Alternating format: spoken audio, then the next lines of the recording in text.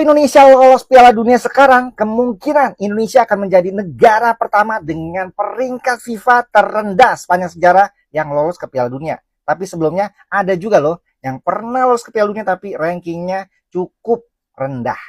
Pengen tahu siapa aja? Sebelum kita lanjut, buat yang belum follow akun gue, ilangin dulu tanda tambah sebelah, dipencet di follow yuk. Sikat.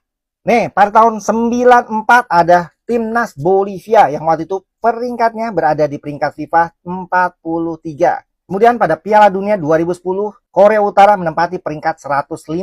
Tergabung dalam grup kuat bersama Brazil, Portugal, dan Pantai Gading. Mereka selalu kalah di 3 pertandingan fase grup. Yang terakhir adalah Timnas Nigeria pada Piala Dunia 1998.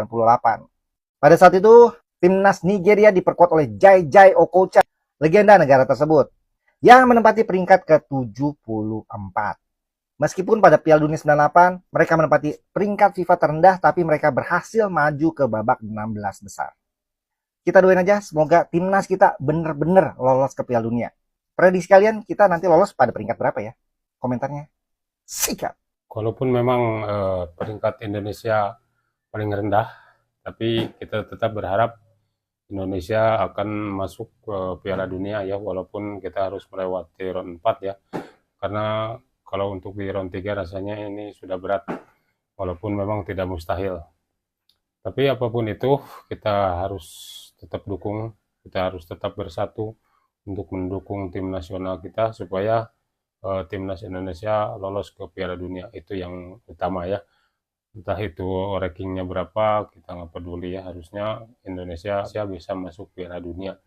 Dan mungkin kalau misalnya nanti kita menjalani sisa round 3 dan masuk round 4, dan kita terus menang, saya yakin itu Indonesia akan berada di bawah 100 kalau terus-terusan kita menang lawan tim-tim berat itu. Nah kan mereka timnya poinnya lebih tinggi dari Indonesia, jadi kalau misalnya Indonesia menang lawan mereka, otomatis poin yang kita dapatkan juga akan besar juga ya. Oke teman-teman, assalamualaikum warahmatullahi wabarakatuh. Balik lagi di channel Mereka Bicara teman-teman. Oke, ini ada beberapa video yang mau saya reaksi ya, dan itu tadi salah satunya yang di video pembuka tadi. Bisa saja videonya seperti apa, tapi sebelum lanjut, kepada yang belum subscribe, silahkan tekan tombol subscribe-nya. Kepada yang sudah subscribe, saya ucapkan terima kasih. Semoga kebaikannya dibalas Allah Subhanahu wa Ta'ala. Amin. Kita lihat video berikutnya. Tampil gemilang di Timnas, Rizky Ridho didesak 2 rekannya di Timnas untuk segera main di luar negeri. Dalam channel YouTube The Highway, 2 pemain Timnas Indonesia, Tom Haya dan Joey Pelupesi, mendesak back Persija itu untuk segera abroad. Mereka berdua menilai etos kerja dan karakter Ridho sudah berada di level yang cukup untuk bermain di liga luar. Sebenarnya tak hanya mereka berdua sih yang pengen Ridho main di luar. Sebelumnya Bang Jay udah mengajak Ridho buat main di Venezia. Bagaimana menurut kalian? Coba komen. Abroad di luar Indonesia itu, di luar negeri ya, itu ada resikonya juga ya. Kalau misalnya di Eropa itu kan persaingannya jauh lebih ketat ya, jauh lebih berat, karena banyak sekali pemain-pemain yang kualitas yang bagus di sana. Kalau di Indonesia kan sudah tentu jadi pemain utama ya. Kalau misalnya di Eropa itu kan belum tentu mendapatkan menit bermain yang cukup, itu maksudnya. Bukan berarti tidak dimainkan, seperti kan bahkan pemain-pemain diaspora aja kan banyak sekali yang kurang menit bermain teman-teman. Itu persaingan di Eropa tuh ya seperti itu gitu resikonya. Sedikit lagi lolos Piala Dunia 2026.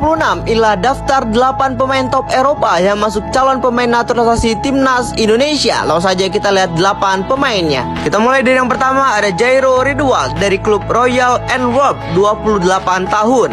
Yang kedua ada Tristan Goijer dari klub PEC Zwolle, berusia 20 tahun. Yang ketiga ada Jayden Oosterwolde berklub Fenerbahce, berusia 23 tahun. Yang keempat ada Miliano Jonathans, FC Utrecht, 20 tahun. Yang kelima ada Pascal Struijk, Leeds United, 25 tahun. Yang keenam ada Million Manhoef, Stoke City, 22 tahun. Dan yang ketujuh ada Neraiso Kasanwirjo, Rangers FC, 23 tahun.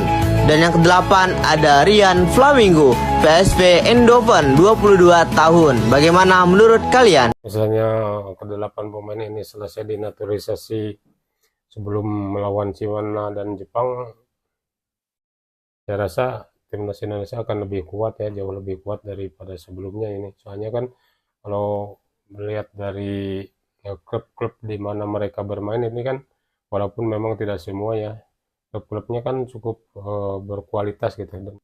Kepada yang terhormat Timnas Jepang di tempat.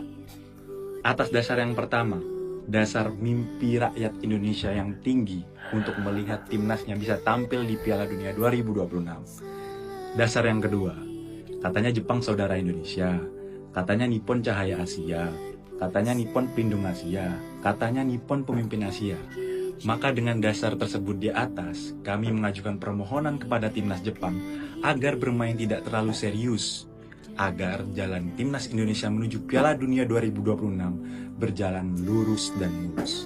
Demikian surat permohonan ini kami buat agar menjadi pedoman dan perhatian. Terima kasih. Ini sepertinya berbau politis ya, si abang ini tadi. Tapi apapun itu, ya saya setuju ya, demi Indonesia lolos ke Piala Dunia, apapun caranya itu ya, dilakukan nggak apa-apa. Yang penting Indonesia bisa masuk dulu Piala Dunia gitu. Karena kalaupun seperti itu, sebenarnya bisa aja sih. Karena Jepang juga kan sudah membanjiri Indonesia ya dengan kendaraan-kendaraan mereka yang super banyak di Indonesia. Sekarang sudah keluar lagi produk-produk baru. Nah, kan dengan seperti itu kan mereka juga kan harusnya imbal baliknya, terima kasihnya ya dengan cara apa aja gitu, walaupun ya dengan memberikan angka gitu ke Indonesia gitu, mau 1 atau 3 angka ya disyukuri aja kalau dikasih. Alex Pastor ngomong, dia bilang sepak bola itu yang penting menang. Kalian setuju nggak? Kemarin manajer timnas kita di satu podcast bilang, dia menyampaikan pernah dalam satu sesi kepelatihan berbicara dengan Alex Pastor, dia bilang tidak perlu bermain indah dalam sepak bola, yang penting menang. Dan dia membuktikan kemarin Indonesia menang melawan Bahrain 1-0.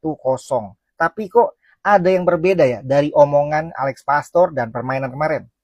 Kemarin itu permainannya indah dan menang. Kok bisa? Gimana guys? Menurut kalian gimana? Setuju nggak dengan pernyataan Alex Pastor? Komentarnya sikat. Dan itu yang memang kita harapkan ya, bermain indah dan menang.